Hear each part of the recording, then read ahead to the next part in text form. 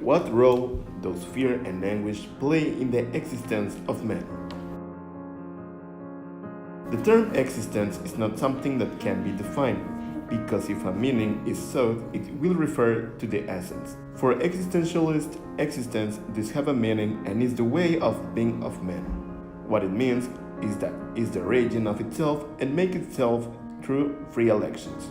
Many mentions that man is a being thrown into the world, where he is condemned to live by elections.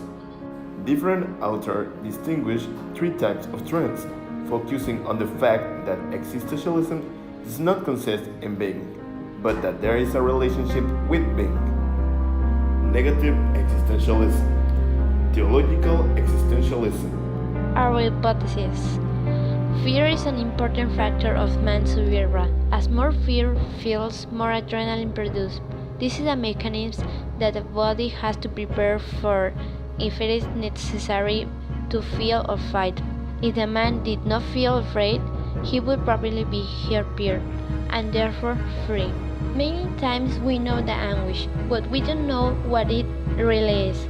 There is a connection between fear and anguish. The difference is that fear is the sensation of what are you confronting, and the anguish is the sensation that we have when we feel fear of the unknown. Specialists in essentialism answer the essential questions. Of the questions. Kierkegaard.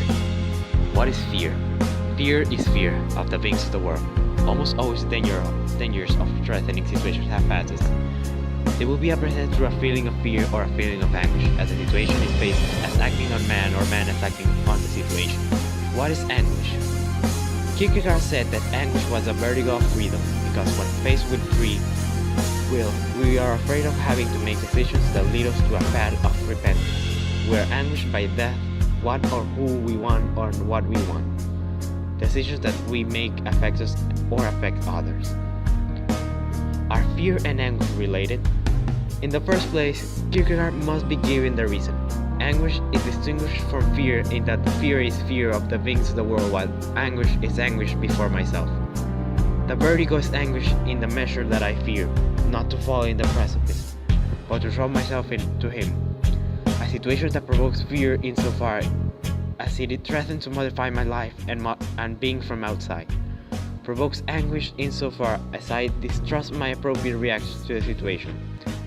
The artillery drift that precedes the attack can cause fear in the soldier who suffers the bombing. But the anguish in him will begin when he tries to foresee the behaviors that he has to oppose the bombing, when he asks himself if he can hold on. Similarly, the mobilized who joins their camp at the beginning of the war may in certain cases be afraid of death, but much more often he is afraid of being afraid. That is, he is anguished before himself. Almost always dangers or threatening situations have passes. They will be apprehended through a feeling of fear or a feeling of anguish as the situation is faced as acting on man or man as acting on the situation. But there are also situations in which anguish appears pure. That is, without ever being preceded or followed by fear. If, for example, I have been elevated to a new dignity and I have been entrusted with a delicate or flattering situation, I can be anguished at the idea that perhaps I will not be able to fulfill it without having a hint of fear for the consequences of my possible failure. What would man be without fear and or anguish? There is no individual without fear or anguish.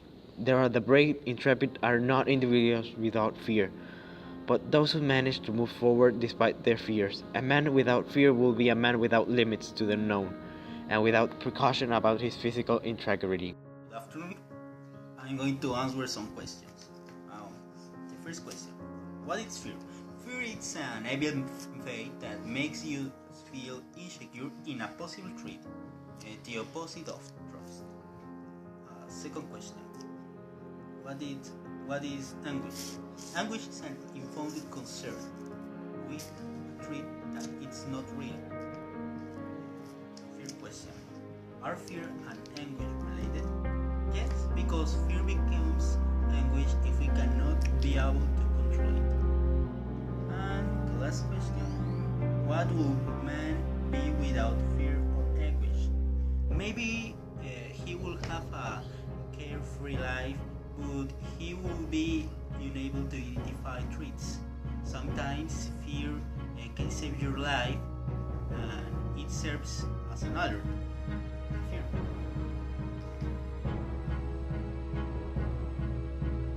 In the existential constitution, there Heidegger believes that fear is based on three interconnected stages between the phase of fear, having fear, and why fear.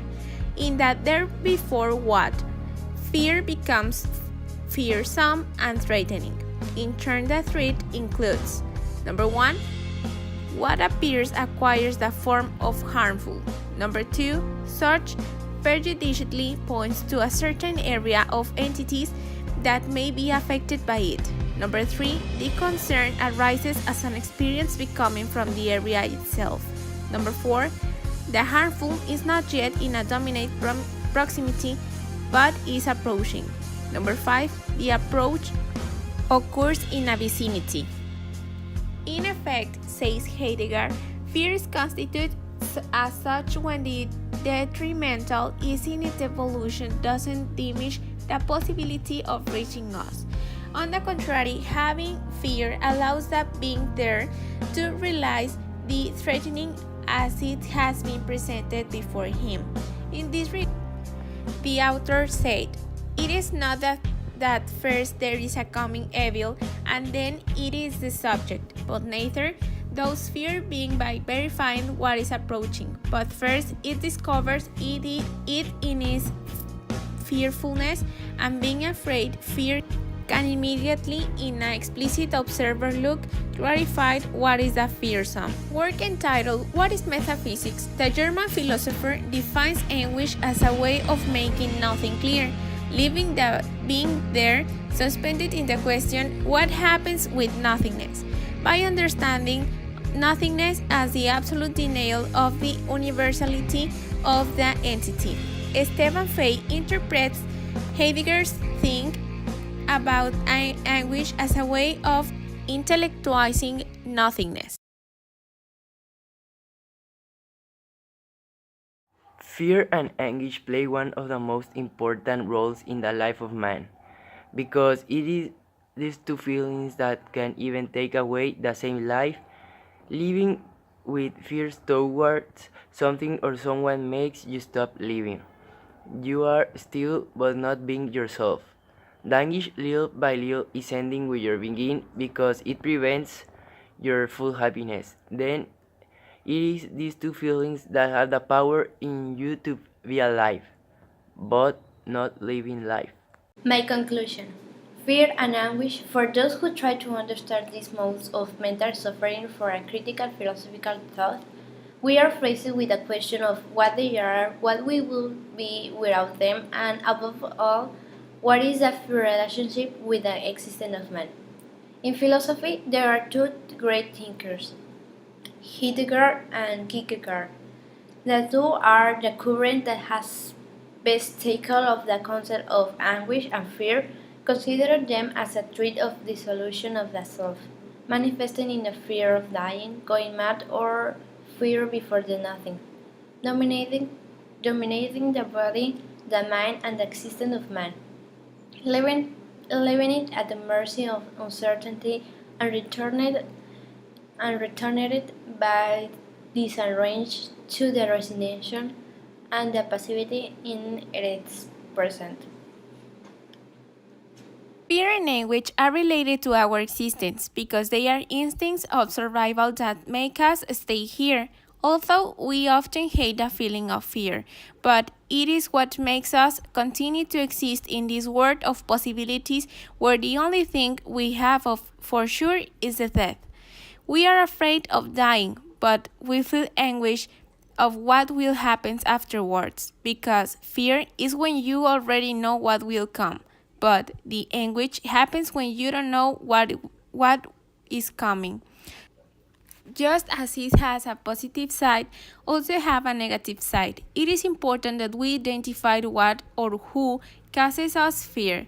We must learn to control our emotions above all fears and anguish, so that it doesn't develop in something more like anxiety.